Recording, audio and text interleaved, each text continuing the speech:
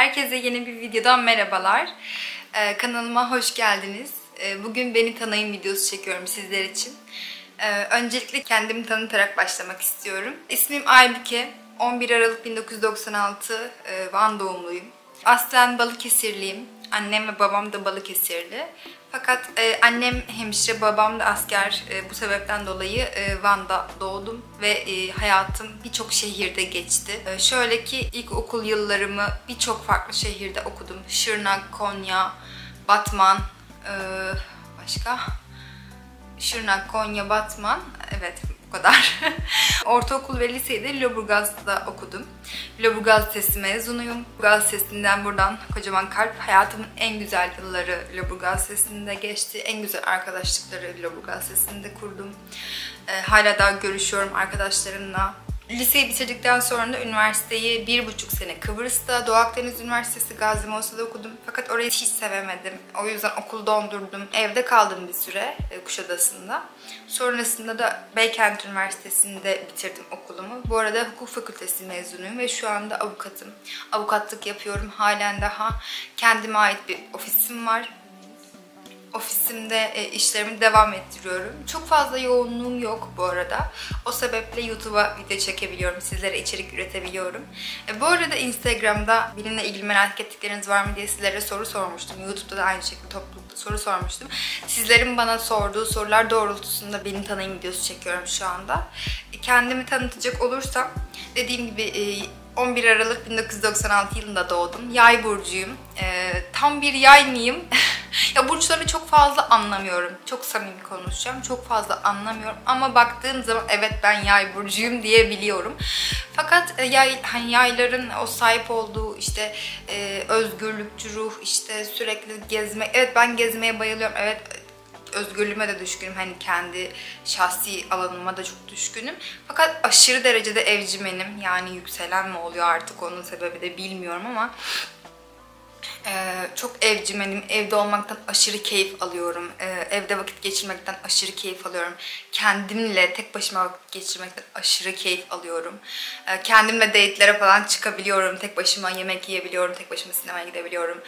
Tabii artık sinema eskisi gibi yok pandemiden sonra ama daha evvelinde öğrenciyken de tek başıma çok fazla vakit geçirdiğim çok oldu. Halen de öyle. Kendi başıma hareket etmeyi, kendi başıma vakit geçirmeyi çok seviyorum. Bunun dışında dediğim gibi annem hemşire, babam asker. Bir tane de kardeşim var. Erkek kardeşim. Kendisi şu an 22 yaşına girmek üzere. Amerika'da hayallerimizi gerçekleştiriyor. Çocukluk hayallerimizi gerçekleştiriyor. Kendisi de Beykent Üniversitesi'nde yazılım okuyordu. Fakat şu anda okul dondurdu. Eğitimine Amerika'da devam edecek. Onun dışında eşimle tanışalı çok uzun yıllar oldu. 2014'te tanıştık biz. Aynı liseden mezunuz. Lüleburgaz Lisesi'nden mezunuz ikimiz de. Kendisi benden 3 dönem üstteydi. Fakat tanışmamız internet üzerinden oldu. Ama aynı lisede olmamız vasıtasıyla tanıştık aslında birazcık da. 2014'te tanıştık eşimle. 25 Haziran 2022'de evlendik. Bir seneyi geçti evleneli. Gerçekten maşallah uzun ve güzel giden bir birlikteliğimiz var, evliliğimiz var. Eşim otomotiv mühendisi, şu anda bir firmada çalışıyor. Ayrıyeten ikimizin de yapmaya çalıştığı bir Amazon şirketimiz var. Daha doğrusu yürütmeye çalıştığımız bir Amazon işi var. Umarım daha da iyi yerlere gelecektir. Şu anda meslek olarak şunu söyleyebilirim. Avukatım. Daha evvel öğrenciyken de ben çalıştım. Şöyle çalıştım. Öğrenciyken yine bir hukuk bürosunda çalışmıştım. Gümüş sattım. İkinci el kıyafetlerimi satıyordum. O çalışmaya girmiyor ama yine bir kazanç elde ediyordum oradan da. Bazı böyle küçük işlerde de çalıştım, girdim çıktım vesaire. Yani kendimden iş hayatı olarak bahsedecek olursam bu şekilde ilerlemişti. Şimdi birkaç sorulara bakacağım. Neler vardı, neler yoktu onları hatırlayamıyorum. Hepsini not aldım. Kim olduğumdan bahsetmiştim, nerede okudum onlardan bahsettim, nereler yaşadım onlardan bahsettim. Şu anda da Bursa'da yaşıyorum bu arada. Benim bu arada yaşam yani Türkiye'nin her yerinde yaşamış olabilirim. Yani çok Türkiye'nin çoğu yerinde yaşadım, çoğu yerine hakimim. Şu anda Bursa'da yaşıyorum ve Bursa'da yaşamayı aşırı seviyorum. Bursa'yı çok seviyorum, çok sevdim. Kendimi Bursalı gibi hissediyorum. Bana çok uygun bir şehir. Ne çok kalabalık ne çok sakin. Hem büyük şehir hem çok büyük. İstanbul'un büyüklüğü ve yoğunluğu ve kalabalığı yok. O yüzden Bursa'yı çok çok seviyorum. Eşimle dediğim gibi tanışma sürecimiz internet üzerinden oldu. Fakat hani aynı lisede olmamızdan kaynaklı bir tanışmaya dayanıyor. Onun dışında YouTube'a neden girdim? Ondan bahsedelim. YouTube'a neden girdim? Güzel bir hikaye. Başlayalım. Şimdi şöyle, ben YouTube'a pandemi zamanı 2021'de girdim.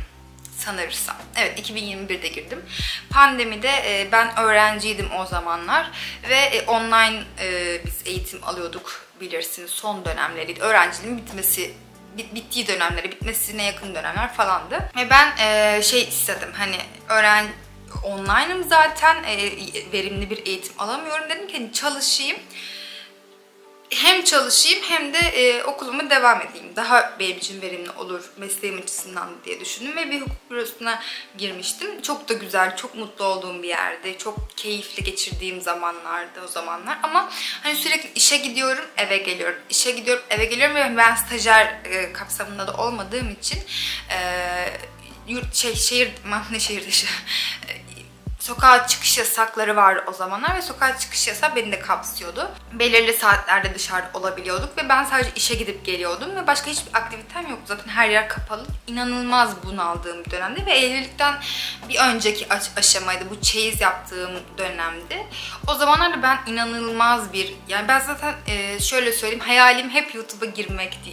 Liseden beri hayalim YouTube'da bir şeyler üretebiliyor olmaktı. Fakat o zaman da işte hani çeyiz zamanı sürekli video izliyorum, çeyiz videoları izliyorum vesaire. Arkadaşım, çok yakın bir arkadaşım benimle kalıyordu o dönemde.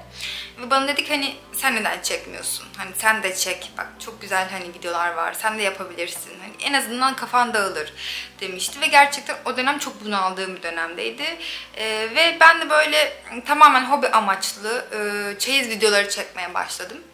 Ondan sonra o çeyiz videoları gerçekten çok sevildi. Benim bu arada hiç beklemediğim geri dönüşler aldım. Hiç beklemediğim izlenmeler aldım.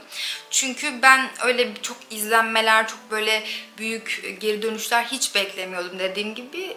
Öyle bir şeyim yoktu yani. Nasıl, hayal bile edemiyordum. Gerçekten hani şöyle 100 binler falan değil ama 20 binler, 30 binler standardım o hani çeyiz videolarında.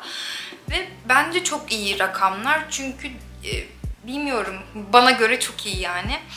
İnsanlar da çok güzel geri dönüşler yaptı, çok güzel yorumlar yazdılar bana, Instagram'dan geri dönüş yaptılar, faydalı olduğumu söylediler benim çeyizimden, hani ilham alarak kendi çeyizlerini oluşturduklarını söylediler. Bu arada hiç çeyiz girl değilim yani, öyle bir insan hiçbir zaman olmadım. Tamamen evlenmeden önce başladığım bir süreçti bu. Fakat yani bana çok iyi geldi. Bilmiyorum, kendi zevkime, kendi evi çok sevdiğim için evime bir şeyler alıyor ama kendi zevkimle tamamen.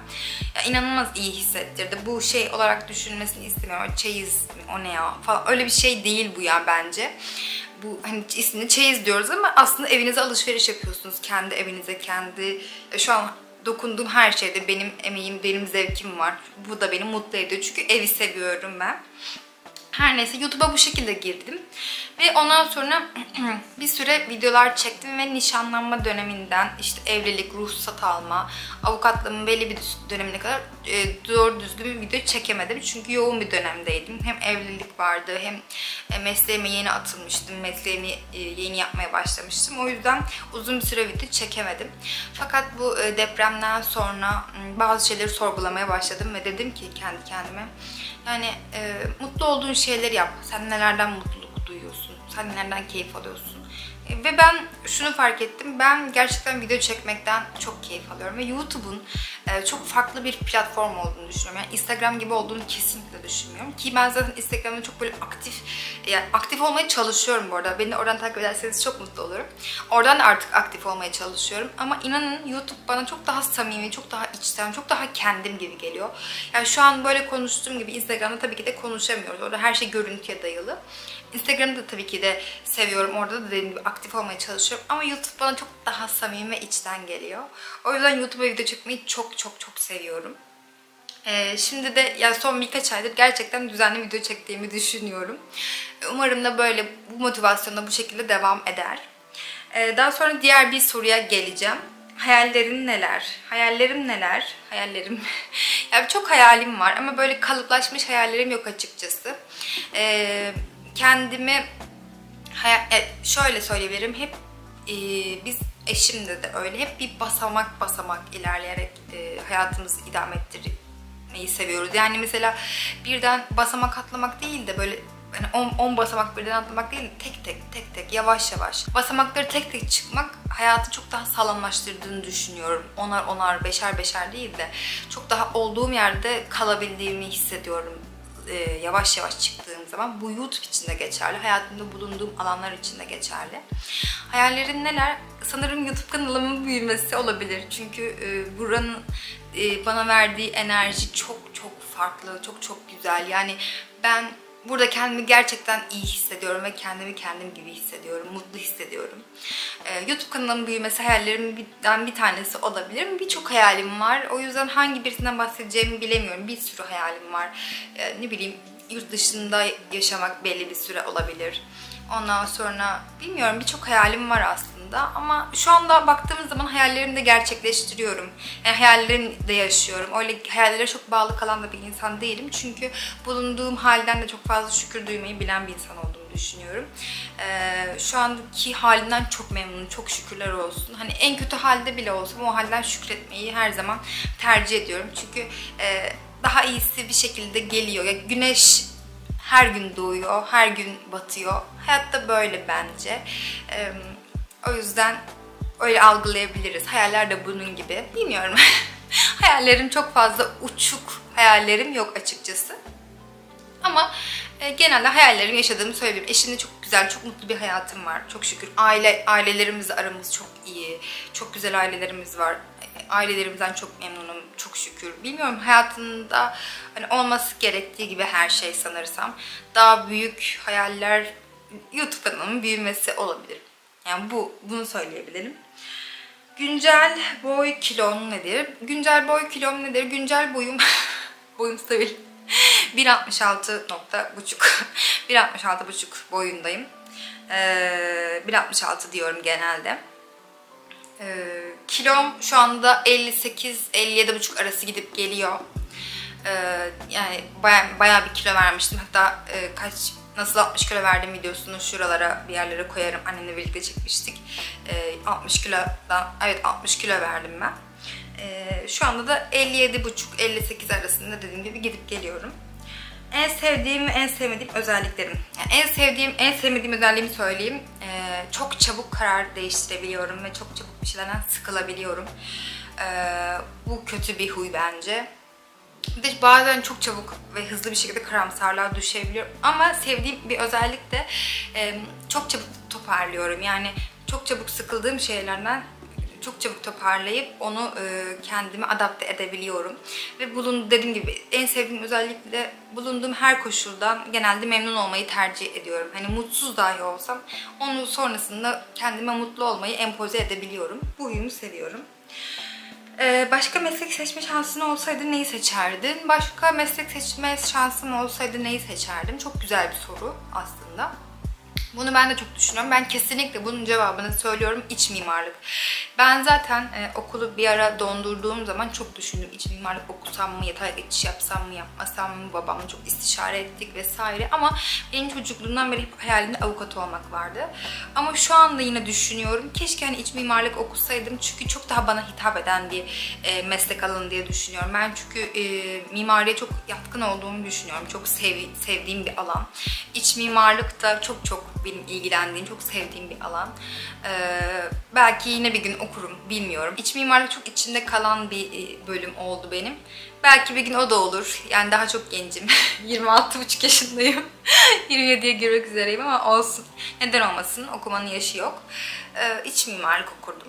Hem daha uluslararası bir bölüm hem de benim çok istediğim bir bölüm açıkçası. Son zamanlarda yaptığın en mutluluk verici şey. Son zamanlarda yaptığım en mutluluk verici şey nedir?